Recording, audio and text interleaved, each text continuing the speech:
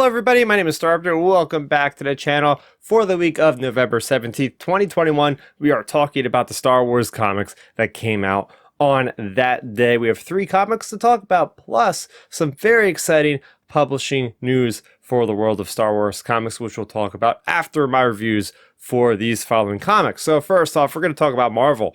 We have Dr. Aphra, issue number 16.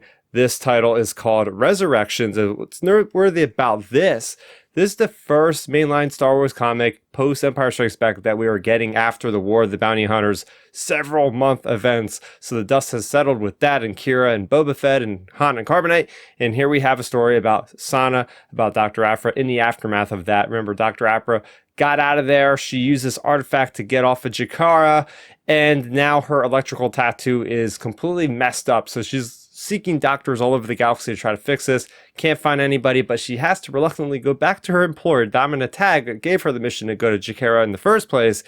And, well, it actually turns out that Domina Tag is not really mad enough to kill Aphra, because Aphra, she was able to bring back something that's very valuable to Domina Tag, leader of the Tag Corporation. And that is this data crystal thing that has all this information about the Black Sun, about how their involvement with the Crimson Dawn works. So she's very happy with that.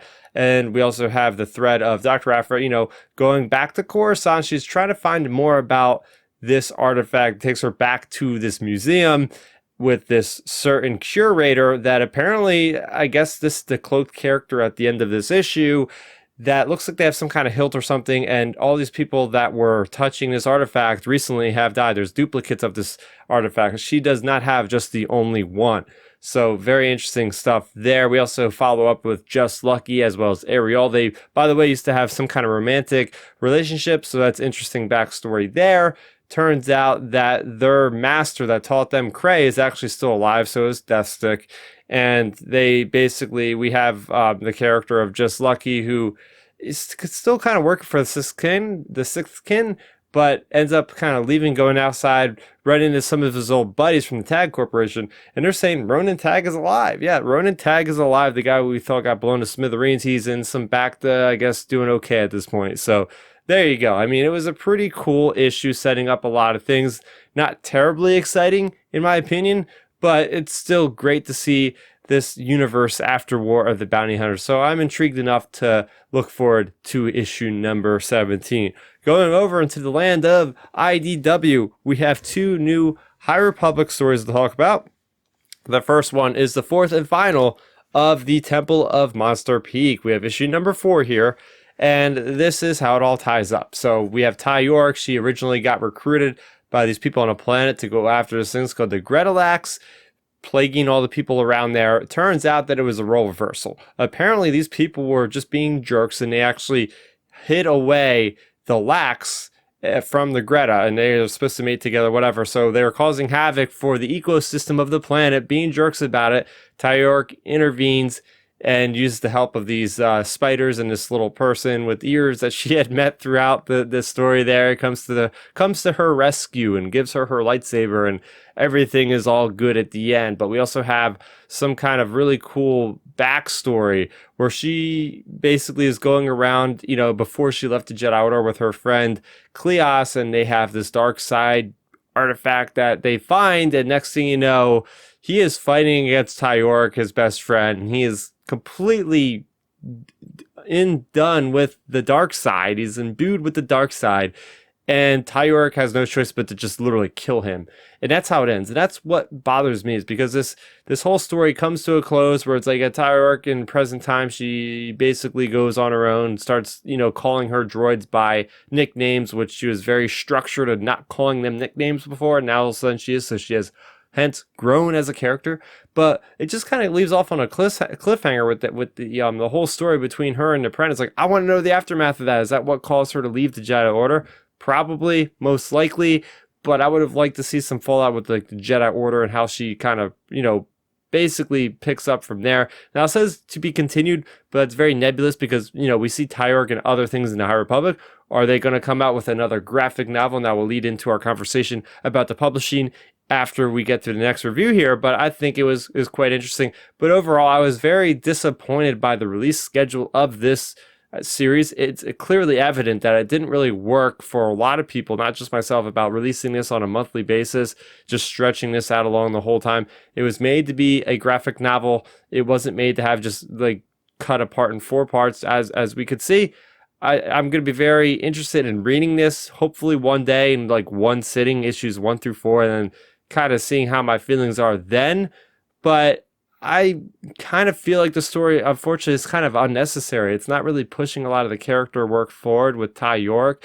Yeah, she's calling droids by their names, but I could have lived without the story. It didn't excite me as much as I thought when it was first on there when I announced it. So, yeah, I could live without it, and that's kind of my review for that. Something I can't live without, though, is Star Wars The High Republic, issue number 10. This is a big one for Qort. We have another flashback. I love how this opens up with Yoda and Maz Kanata on Takodana. Yoda is taking Qort, who has been looked over by Sav and by the character of Maz Kanata for a while, as it was left on their doorstep. And we see Yoda taking him back. Then it goes to present day, and there's this big battle with the Nihil. They're attacking the Jedi Temple, which is across the lake from Maz Kanata's palace, castle, whatever. And you see that the place is getting bombarded. It's falling apart. This Jedi Temple's falling apart.